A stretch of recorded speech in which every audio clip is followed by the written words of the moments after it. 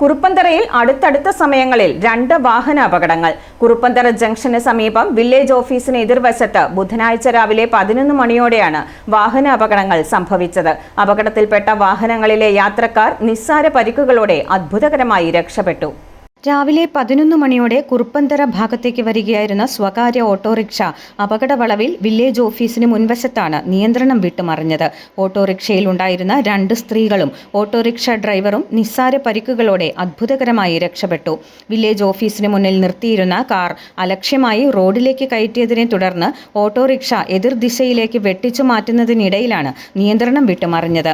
ഈ സമയം കുറുപ്പന്തറ ഭാഗത്ത് നിന്നും ഏറ്റുമാനൂരിലേക്ക് വരികയായിരുന്ന ടാങ്കർ ലോറി പെട്ടെന്ന് ബ്രേക്ക് ചെയ്ത് നിർത്താൻ കഴിഞ്ഞതുകൊണ്ടാണ് വൻ ദുരന്തം വഴിമാറിയത്.